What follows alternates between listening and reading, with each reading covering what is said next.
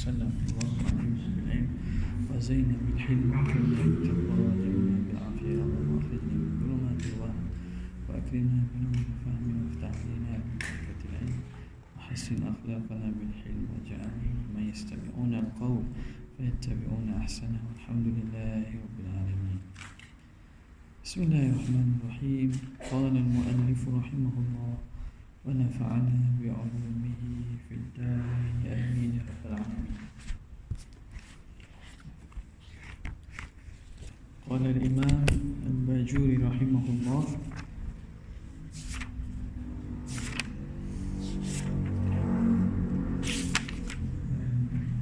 بصفات المعاني.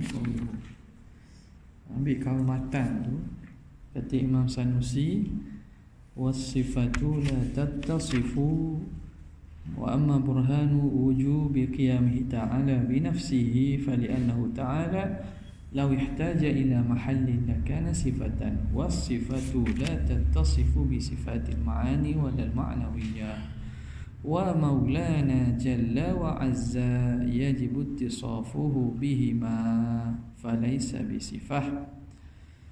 Jadi sambungan daripada semalam kata muallif dalil wajib bersifat qiyamuhu ta'ala binafsihi, wajib Tuhan itu berdiri dengan sendiri, bahawa kalau berhajat dia kepada tempat maka dia itu sifat, maka sifat tidak akan bersifat dengan sifat ma'ani dan sifat ma'nawiyah.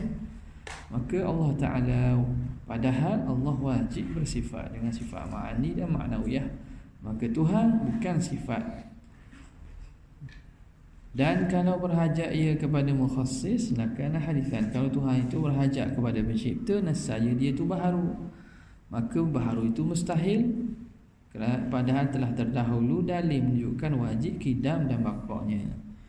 Qala al-Imam al-Bajuri rahimahullah qawluhu bi sifatil ma'ani walal ma'nawiyah.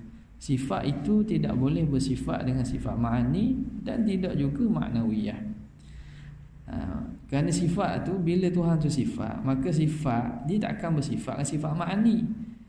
Sifat ni maksud apa? Kalau sifat-sifat yang bangsa wujudi, dia tak akan ada sifat lain yang wujudi pada diri dia. Dan sifat itu dia tidak akan bersifat dengan sifat ma'ani serta ma'nawiyah. Ai bi khilafin nafsiyati, lain dengan sifat yang bangsa nafsiyah, kal wujud, seperti sifat wujud, wasalbiyati, ataupun sifat yang jenis salbiyah, kal qidam wal baqa, seperti qidam dan baqa. Itu tak apa, itu sifat yang wujudi boleh bersifat dengan wujud. Sifat dia bersifat dengan sifat nafsiyah dan sifat salbiyah, itu tak ada masalah, sebab mafhum nafsiyah itu bukan amrun wujudi, dia laisa yufham minhu ghaira adzat atau ghaira wujudi syai', maka dia bukan benda asing. Dia kata-kata putih itu sifat makna, sifat ma'ani, putih, maka putih bersifat dengan ada, dia bersifat dengan sifat wujudi, dia bersifat dengan sifat nafsi iaitu wujud, maka kita kata sifat putih itu ada. Jadi putih bersifat dengan sifat wujud. Nampak? Okey. Itu ni sebuah putih, hitam, makhluk samalah, tak ada masalah. Putih itu bersifat baharu. Putih itu bersifat baharu. Itu tak apa. Putih itu bertempat. Dia bukan bertempat, tu bukan benda asing. Nampak tak? Dia itu benda yang merujuk kepada qiyamus sifah bizat, itu je. Maka sifat tidak bersifat dengan sifat ma'ani dan sifat ma'nawiyah. Ada pun sifat nafsi seperti wujud ataupun salbiyah seperti qidam wal baqa, fa innas sifata tattasifu bihima, maka sesungguhnya sifat bersifat dengan keduanya, yakni dengan nafsiyah dan salbiyah. Fal qudratu mathalan, maka kudrat sebagai contohnya, tattasifu bil wujud, kudrat Tuhan tu bersifat dengan wujud, wa huwa sifatun nafsiyah, wujud itu sifat nafsiyah. wa tattasifu bil qidami wal baqa, dan kudrat itu bersifat dengan qidam, bersifat dengan baqa. Wa huma sifatun min sifati salbiyah, dan keduanya itu sifat daripada sifat salbiyah. Sifatun itu wa huma sifatun ke sifatan ni. Sifatun.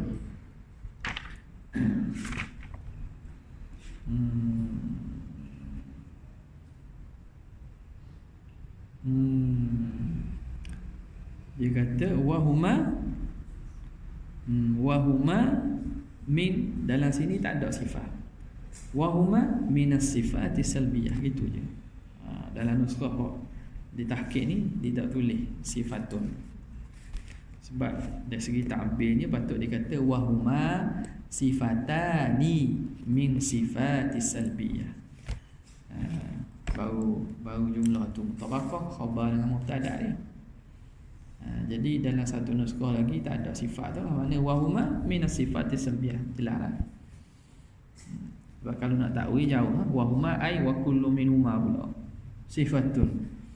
Jadi dalam satu nuskah tak ada sifat. Wahuma minas sifati salbiyah. Jadi dalam satu nuskah tak ada kalimah sifat. Okay. Jadi sifat kudrat contohnya itu sifat ma'ani kan. Salah satu sifat ma'ani kudrat. Kudrat dia tidak bersifat dengan sifat ma'ani yang lain. Kudrat tidak bersifat dengan iradat. Kudrat tidak bersifat dengan hatta kudrat sendiri. Tapi dia boleh bersifat dengan sifat nafsiyah atau salbiyah. Kudrat bersifat dengan wujud. Ya, kita kata kudrat Tuhan tu mawjud. Dan kudrat bersifat dengan salbiyah. Kudrat Tuhan tu qadim. Kudrat Tuhan tu baqa.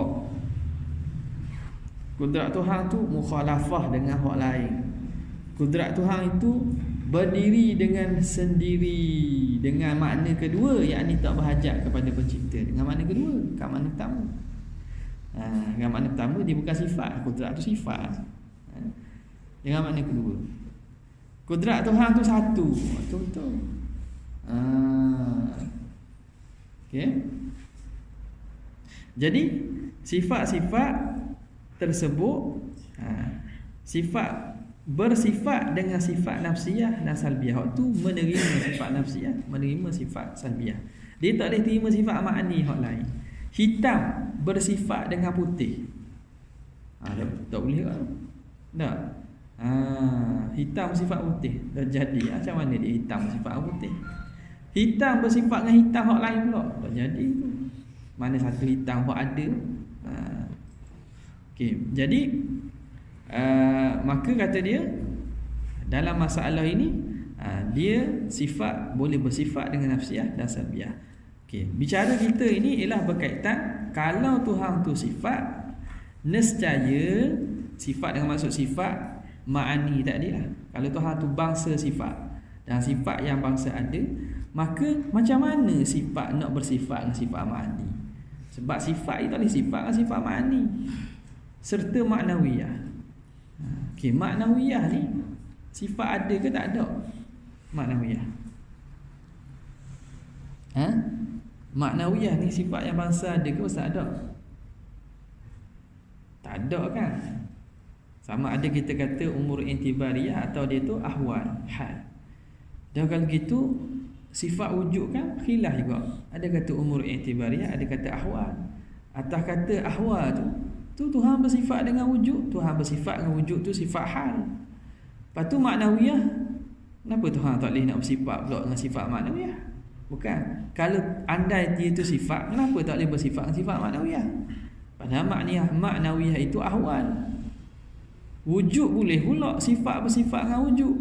Tapi kalau sifat bersifat maknawiyah tak boleh buat apa? Sebabnya bukan kerana diri dia tu ahwal, kerana maknawiyah tu melazimi akan ma'ani. Maknawiyah tu melazimi akan ma'ani. Bila sifat, tak boleh nak bersifat dengan sifat ma'ani, kerana dia itu sifat. Yang menerima sifat yang bahasa ada ni zat. Diri sifat dia tak terima. Seperti mana putih tidak menerima masam, putih tidak menerima manis. Hak putih tu dah. Putih tu sifat ada pada sesuatu. Contoh gula. Zat gula menerima putih, tapi zat putih tak, sifat putih tak terima manis. Tak dia kata putih tu manis. Kan kalau kata putih manis. Kuat menerima putih. Kuat menerima putih. Tak boleh. Kuat tu satu sifat, putih satu sifat. Hak menerima sifat tu ialah zat. Bukan putih menerima kuat atau kuat menerima putih. Okey, jadi maknawiyah tak boleh walaupun dia hal, sebab dia melazimi bagi ma'ani. Dia tak akan faham maknawiyah kecuali ada ma'ani. Jadi bila sifat tak boleh bersifat dengan ma'ani, langsunglah dia tidak bersifat dengan sifat maknawiyah ala sabil aula. Okey. Contoh putih sifat maknawiyah gambar mula. Putih? Tak ada lah putih. Tak ada. Putih tu contoh ada makhluk. Putih tu nak contoh sifat tidak bersifat dengan sifat. Itu je. Sifat tidak bersifat dengan sifat. Contoh putih tak bersifat dengan panas. Putih tidak bersifat dengan masin atau mani. Hak maknawiyah ni sebuah Tuhan ni. Hak dalam sifat Tuhan. Okey. Kerana sifat makhluk gitu keadaan dia. Keadaan dia hitam, dia putih, tidak menerima akan hitam dan keadaan dia hitam. Gitu. Putih tidak menerima manis dan keadaan dia manis. Tak boleh gitu. Kerana buat contohlah. Ya. Qauluhu wa maulana jalla wa azza yajibu ittisafuhu bihima wal hal, padahal Tuhan kita wajib bersifat ia dengan keduanya, bersifat dengan ma'ani dan maknawiyah. Allah wajib bersifat dengan ma'ani maknawiyah. Ai li'annahu qad qamatil barahinu al-qat'iyyatu ala dhalika, kerana telah sabitnya, telah tertegaknya dalil-dalil yang qat'i atas demikian itu. Memanglah dengan nakli dan aklinya bahawa Tuhan bersifat dengan sifat kudrat, iradah, ilmu, hayat serta kaunuhu qadiran dan seumpamanya. Wa qauluhu falaysa bisifah, maka natijahnya Tuhan tu bukan jenis sifat. Tuhan tu zat yang bersifat dengan sifat. Dia bukan jenis sifat. Tuhan tu bukan sifat, dia zat yang bersifat dengan segala sifat kesempurnaan. Qad arafta annahu isyaratun ila natijati, kamu telah mengetahui bahawa kata musannif ini isyarat kepada natijah ba'da aksiha, setelah diakaskan, ala takririd dalil, atas menghuraikan dalil minasyakli tsani, daripada syakal yang kedua. Semalam bincang syaklu tsani yang mana hadul awsat tu jadi mahmul pada kedua-dua mukaddimah. Okey, maka natijah tu kalikuknya fasifah laisa maulana. Fasifah laisa maulana. Fasifah ada dengar malam. Tak dengar lagi. Jadi takrir dalilnya gua ni dia kata laulam yakunillah qa'iman bi nafsihi lakana apa? Kalau Tuhan law ihtaja ila mahal, law ihtaja ila mahalli, law ihtaja ila mahalli,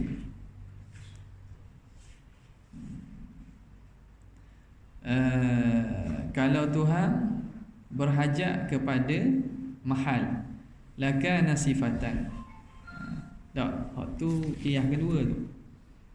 Qiyah pertama dia ialah law lam yakun qa'iman bi nafsihi lakana lahtaja ila mahallin. Itu law lam yakun qa'iman bi nafsihi lahtaja ila mahallin. lakin ihtiyajuhu ila mahallin muhalun. Kenapa? Li'annahu law ihtaja ila mahallin lakana sifatan, lakin kaunuhu sifatan muhalun. Kenapa? Li'anna lakin kaunuhu sifatan muhalan, li'anna sifata la tattasifu bisifati al-ma'ani wala ma'nawiyah. Situ sifat, apa dalilnya sifat, maka disusun balik dalil. Disusun dalil ke mana? Ada. Kalau Tuhan, kalau syaklu tsani dia kata as-sifatu, dalilnya as-sifatu la tattasifu bis-sifatil ma'ani wala ma'nawiyah, wa maulana tattasifu bis-sifatil ma'ani wal ma'nawiyah. Maka jawabnya fas-sifatu laisat maulana. Maka sifat itu bukan Tuhan kita. Diakaskan fa maulana laisa bisifah. Maka setelah diakaskan, natijah pada syakal yang kedua. Wa min ghairi aksi ma takri ala wa min ghairi aksin, dan tanpa perlu diakas ala takririhi min asy-syaklil awal, kalau dihuraikan daripada syakal yang pertama. Tengok balik rekod semalam, tengok balik. Terterang tu tak payah angkaslah. Cuma kenapa hak syaklu tsani aula? Kerana natijah tu maudhu'nya mula dengan sifat, maka digunakan syaklu tsani. Qauluhu, habis. Cerita bab sifat habis dah. Qauluhu walau ihtaja ila mukhassin, kalau Tuhan itu berhajat kepada pencipta, ai mujidin, mukhassisin bermakna mujidin, pencipta. Wa qauluhu lakana hadithan, maka nescaya Tuhan itu baharu. Ai li'annahu la yahtaju lidzalika illa al-hadithu. Hadithu jadi fa'il bagi yahtaj, kerana tidak berhajat kepada demikian, tidak berhajat kepada mukhassis kecuali yang baharu. Hak berhajat kepada pencipta ni makhluk baharu. Tak ada yang berhajat kepada pencipta kecuali dia tu baharu. Idzil qadimu la yahtaju lahu, kerana hak qadim tidak berhajat kepada pencipta. Kenapa nak ada kepada penciptanya? Sebab dia dah ada dah. Pencipta ni yang nak mengadakan, dah perlu apa pada yang mengadakan, padahal dia dah ada. Maka qadim tidak berhajat kepada mukhassis, kama la yakhfa, sebagaimana tidak sunyi, tidak tersembunyi lagi. Senangnya tu. Wa qawluhu kaifa, kaifa itu ismu istifhamin ala wajhi ta'ajjubi. Jadi isim istifham. Isim istifham bukan nak yastafhim an jawab ni, bukan nak jawapan, tapi nak menunjukkan ta'ajjub, atas jalan ta'ajjub. Kaifa, mana boleh jadi gitu? Maknanya pelik sungguh ni. Dengan maksud mustahil lah. Ta'ajjub. Macam mana boleh jadi gitu? Wal waw fi qawlihi wa qad qama. Mana kamu? Mana kamu apa khabar? Gua nak kira ni. Wal wawu fi qawlihi wa qad qama al burhan, wa qad qama al burhan ala wujubi qidamihi, padahal telah berlalu dalil, telah berdirinya dalil atas wajib qidam. Waw pada waqad tu, wa qad qama tu ila akhirih, waw tu lil hal, dipanggil wawul hal. Wal hal, jadi wal hal telah berdiri dalil. Macam mana boleh jadi gitu? Padahal telah berdiri dalil. Jadi wa tu wawul hal. Ai, takdir dia kaifa yasihhu dhalika wal halu annahu qad qama al burhanu ila akhirih. Bagaimana sah kita kata demikian itu? Sah yang demikian itu. Wal hal telah berdiri dalil ila akhirih. Wa yasihhu an takuna ismu istifhami ala wajhil inkar. Yang kedua, kita boleh tafsirkan kaifa tu dengan isim istifham dengan makna inkar, makna mustahil demikian. Kaifa tu makna tidak akan berlaku, mustahil begitu. Tadi ta'ajub hak ni menafi, mengingkar. Bila begitu, wal wawu fi qawlihi wa qad qama al burhanu ila akhirih, itu waw tu li ta'lil. Bila nafi, maka waw tu li ta'lil, elah kepada nafi. Elah kepada nafi. Jadi penafian kena datang dalil nafi tu elah dia. Jadi terjemah dia takkan berlaku gitu. Kenapa? Kerana telah berdiri dalil. Jadi waw tu li ta'lil. Ai la yasihu dhalika, tidak sah yang demikian. Li'annahu qad qama al-burhanu, kerana telah berdiri dalil ila akhirih, kama taqaddama nadhiruhu, sebagaimana telah terdahulu seumpamanya, bicara dulu sebelum ni kan. Wa qawluhu wa baqaihi la hajata ilaihi kama huwa zahir, tak perlulah sebut baqa, kembali pada kidam dia lah. Baqa tu telah dah tidak berhajat kepada menyebut baqa sebagaimana zahir yang terdahulu. Habis. Wa amma burhanu wujubil wahdaniyati,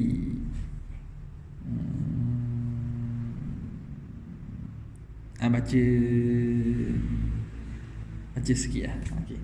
Wa amma burhanu wujubil wahdaniyati lahu ta'ala, adapun dalil wajib esa bagi Allah, wajib esa bagi Allah Ta'ala itu, fali annahu, maka sesungguhnya laulam yakun wahidan, kalau Tuhan tu tidak satu, lazima alla yujada syai'un minal alam, melazim akan tidak ada sesuatu pun daripada alam ni. Bila Tuhan tu tak satu, tidak esa, maka takkan ada pun alam ini, takkan wujud satu pun daripada alam ni.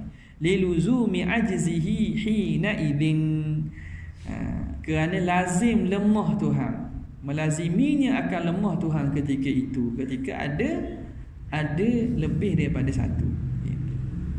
Qauluhu wa amma burhanu wujubi wahdaniyati lahu ta'ala fali annahu ila akhirih, ini tu qauluhu tu taqriru hadha, itu perkataan tu taqriru hadzal burhan hakadha, huraian bagi dalil ini ialah sebegini. Kata musannif, yakni kata dia itu huraian bagi dalil ini ialah sebegini. Gini. Apa dia? Lau lam yakun wahidan la lazima alla yujada syai'un minal alami. Kalaulah Tuhan tidak satu, maka lazim bahawa tidak ada sesuatu daripada alam. Lakin adam wujudi syai'in minal alami batilun bil musyahadati, tetapi tidak ada sesuatu daripada alam ini batil dengan dalil musyahadah, kita melihat dengan mata kita. Maka natijahnya fa batala ma adda ilaihi, maka batallah apa yang membawa kepadanya, kepada tidak satu tu, iaitu wa huwa adamu kaunihi wahidan, bahawa keadaan Tuhan tu tidak satu. Maka Tuhan tidak satu tu mustahil juga, batil, tidak sah. Wa idza batala dhalika, bila batal tidak satu, batal yang demikian itu, sabata naqiduhu, maka sabit lawannya. Lawannya itu, lawan bagi tidak satu, apa dia? Nakid tidak satu. Nakid tidak satu. Nakid tidak satu. Apa boleh jawab? Nakid tidak satu. Kan? Bukan. Tidak satu. Anda tanya nakid kan? Nakid tidak satu. Tidak satu. Bukan tanya nakid. Nakid tidak satu. Tidak satu. Jadi buat apa dia? Mafhumnya apa? Mafhumnya satu lah. Tu jawab tak kena. Tak kena jawab apa? Tak kena jawab apa? Sebab biasa tak boleh penuh. Tak boleh penuh. Dalam ilmu mantik kan tak boleh penuh. Jadi sabata naqiduhu, maka sabitlah naqidnya, lawangnya, ya, iaitu tidak satu lah. Bila tidak mafhumnya makna satu, wa huwal matlub, itu yang dikehendaki. Jadi di sini istisna qiyas istisna'i al-muttasil, istisna'il muttasil. Kalau Tuhan tidak satu, nescaya takkan ada alam. Takkan ada alam tu mustahil, maka mustahil Tuhan tidak satu. Mustahil Tuhan tidak satu. Betul. Yakni Tuhan tu satu. Okey. Fal musannifu dzakara syartiyata. Musannif menyebutkan syarat. Muqaddam ni lah. Wa hazafa al-istisnaiyah. Mahazahkan istisna' tali dia. Mahazahkan istisnaiyah. Muqaddam apa syartiyah, jumlah syarat tu. Lepas tu istisna', jumlah istisna' tu dihazaf. Fal musannifu dzakara syartiyata. Musannif menyebut syarat, jumlah syartiyah, wa hadzafal istisnaiyah, dan mahazahkan istisnaiyah lakin itu li zuhuriha, kerana zahir. Disebut ke mana? Disebut law lam yakun wahidan la lazima an la yujada syai'un minal alam. Habis itu jumlah syartiyah disebut. Hak lakin tak sebut. Lakin adamu wujudi syai'in minal alami muhal. Tak sebut tu. Sebab apa? Jelas tak ada wujud sesuatu daripada alam, mustahil. Sebab apa kita tengok dah ni alam ni ada kan. Maka dia hazah istisna itu li zuhuriha, kerana sahih istisnaiyah tu. Wa hadza taqrirun ala sabilil ijmal. Ini huraian atas jalan ijmal, atas jalan umum. Li'adami ta'arrudi fihi linafyi kamil munfasil fi dhati, kerana dia tidak membincangkan. Ta'arrud ni tak sebut padanya, pada menafikan kam munfasil pada zat dan muttasil pada zat. Walinafi kamil munfasili fi sifat wal muttasili fiha, dan dia tidak sebutkan munfasil pada sifat dan muttasil pada sifat. Walinafi kamil munfasil fil af'al wa muttasil fiha ala ma marra, dan tidak menafikan pada kam munfasil pada af'al dan muttasil pada af'al sebagaimana telah lalu.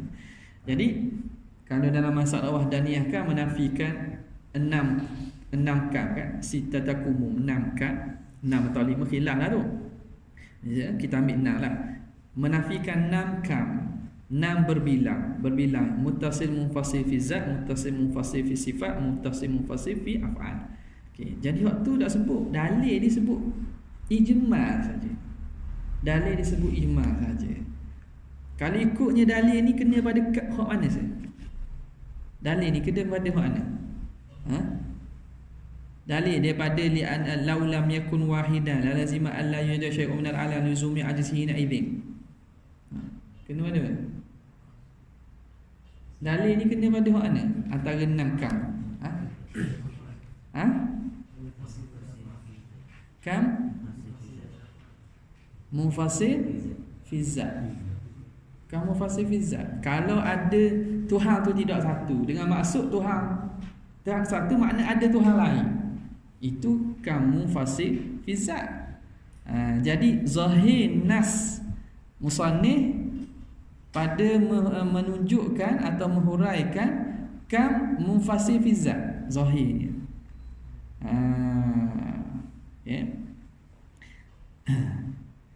Tidak sebut sini tu tak. Tidak sebut pasal menafi af'al. Dia nafi pada dulu. Mana masalah bilang sifat tu. Masalah bilang sifat. Dia kata bi an yakuna murakkaban fi zatihi aw yakuna lahu mumathilun fi dhatihi aw sifatihi aw yakuna ma'hu fil wujud mu'athirun fi fi'li min al-af'al. Apa? Hak masa perbincangan sebut sifat tu, Wa kadza yastahilu alaihi ta'ala alla yakuna wahidan. Waktu bicara mustahil kan, bi alla yakuna murakkaban, bi an yakuna murakkaban fi dhatihi aw yakuna lahu mumathilun fi dhatihi aw sifatihi aw yakuna ma'ahu fil wujudi mu'athirun fi fi'li min al-af'al. Dia bilang disebut belaka tu hak enam umum, tapi pada masalah burhan dia buat datang secara ijma'. Datang secara ijma'. Tapi sebahagian pada syuruh Syekh Dusuki ni dia kata daripada ijma' ni boleh pecah juga. Tapi kena hurah panjang lah. Sini dia ijma' saja. Nampak zahirnya seakan sebutkan mufassir fi zatnya. Tapi dalam tu boleh kita faham daripada itu juga, boleh diterang, tapi kena jauh sikit syarahnya kepada menafikan segala kam yang tersebut, segala kumum yang tersebut. Okay.